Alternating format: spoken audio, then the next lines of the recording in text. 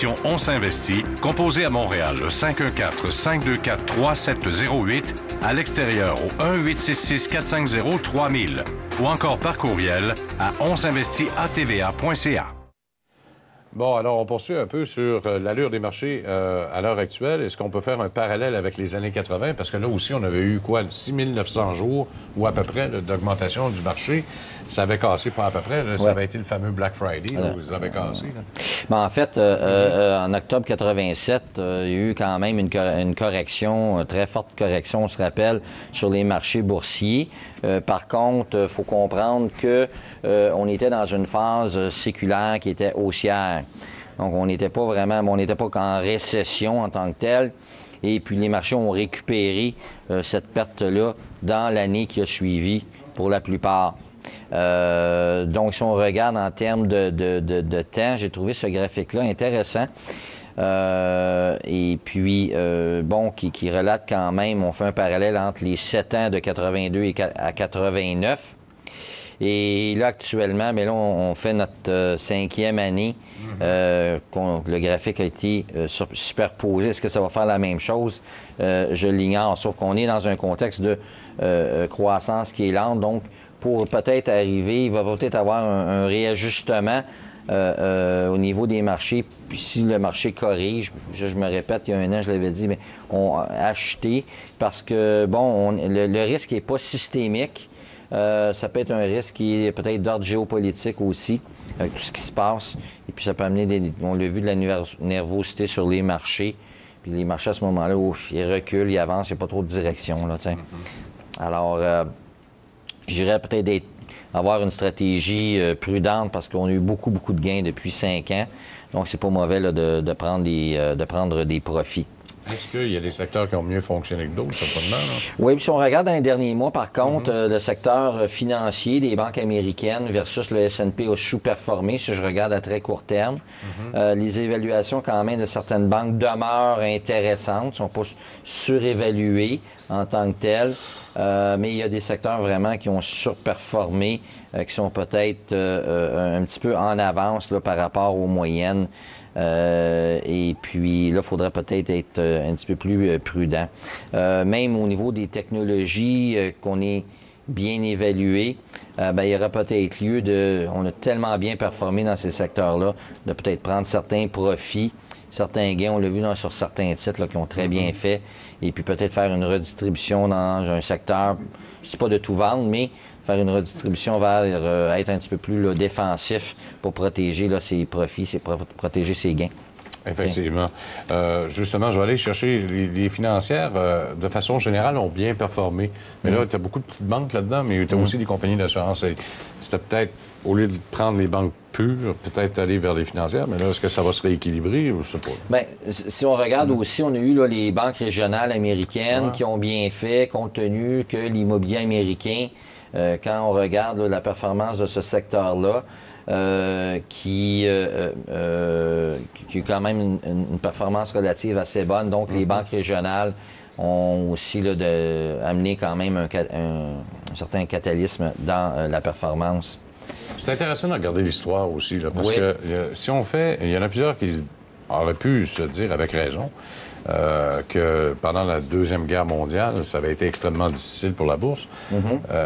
Force est d'admettre que ce qui a été très mauvais, c'est la période de 29 jusqu'à 37 à peu près. 37-48, on a fait du surplace, mais on avait quand même grimpé par rapport aux pertes qu'on avait subies en 29. Là.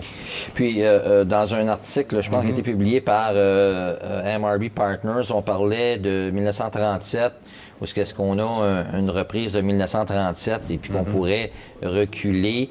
On a un contexte différent parce qu'à l'époque, les autorités, qu'est-ce qu'ils avaient mis en place, était plus ils ont fait une stratégie qui n'a pas fonctionné, qui était plus au niveau fiscal. Et puis, ce qui a fait que ça a été négatif pour les marchés, on a reculé. Actuellement, je crois que la Fed examine beaucoup ce qui se passe et puis ne veut pas faire de faux pas pour replonger l'économie en récession? Bien, ce qu'il faut quand même comprendre, c'est que toutes les banques centrales se parlent maintenant, ce qui n'existait pas dans les années 30. Là. Alors, c'est sûr. Puis en plus, avec les réformes bancaires qui ont existé dans les différents pays, la Fed d'aujourd'hui n'est pas la Fed de 1929. Alors, ça a changé beaucoup depuis ce temps-là. Là. Bien, oui. Effectivement. Puis si on regarde, par contre, on est depuis 2000, là, on a dépassé dans la dernière année. On parlait de triple sommet il y a un an. On a dépassé ce sommet-là, mais on pourrait revenir à la moyenne mobile, ce qui est possible, qu'on recule de 10, 15, voire 15 mais je crois qu'on est probablement parti sur un bon cycle pour les prochaines années. Bon, au niveau international, ça se passe comment? Là? Je remarque qu'il y a une augmentation, mais la dernière année était un petit peu plus dure. Plus difficile. On a eu un rebond au niveau des marchés émergents. Ouais. Mais moi, je pense que c'est je ne dis pas un dead cat bounce, c'est plus difficile au niveau des marchés émergents. Le Brésil, techniquement, en récession, même si les coûts-bénéfices sont intéressants. On a vu aussi, la Russie, qui est au niveau du BRIC, par exemple, parce que c'était pas évident. Fait que l'histoire du BRIC, le Brésil, Russie, Inde, là, ça va pas trop bien. Il reste la Chine qui tire son épingle du jeu.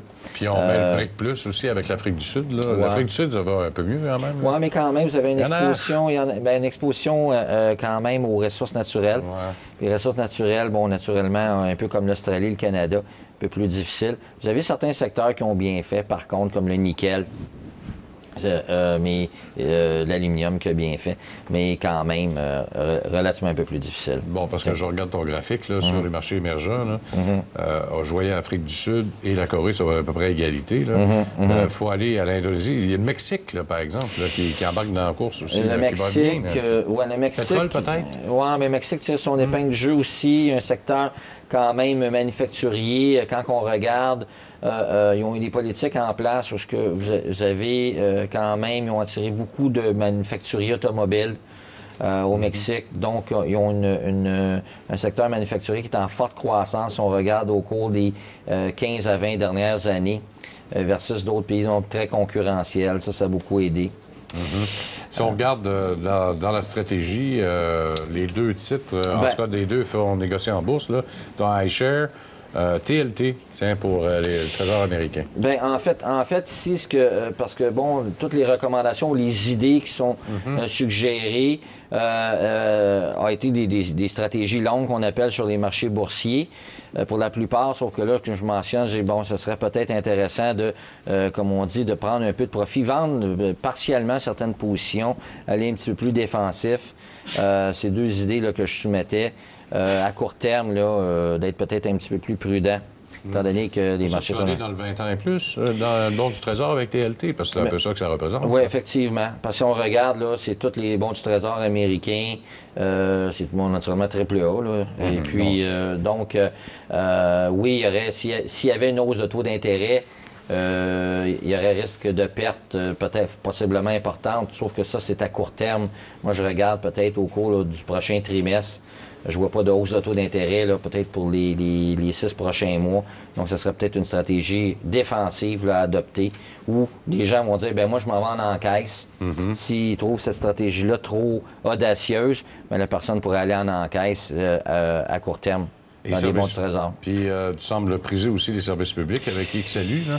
Bien, c'est ça. Écoutez, ça, c'est... depuis un an, hein? Oui, effectivement. Si on regarde même dans le dernier mois, vous avez des baisses sur l'indice de 4 Moi, je crois que ça peut être l'effet qu'ils ont corrigé parce qu'il y avait beaucoup monté. Ça peut être une opportunité d'achat, de dire, écoute, je vends un peu de tech, je fais un petit peu d'utilities dans mon portefeuille, question de diversification, je vais toucher quand même un dividende. Parce que les dernières semaines ont été quand même difficiles. C'est une stratégie plus à court terme. Hein? Par contre, je suis toujours positif sur les marchés à plus long terme. Si on regarde là, dans un horizon de 2016, 2017, 2018. Mais il y a quand même pas mal de pétrole là-dedans, me semble. Là. Nextra, Duke, je regarde Excel, DTI. Je dis que ça a vendu en masse, là, les derniers jours.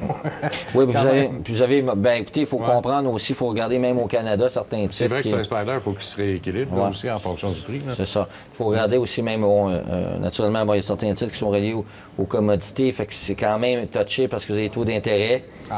Ben ouais. aussi à travers tout ça. Donc, c'est sûr que juste ça faire bouge. attention. Faire attention. On vous retrouve pour les questions? Oui. Ça sera un plaisir. Dans quelques instants, j'ai un autre plaisir aussi. Christian Godin qui revient après quelques mois.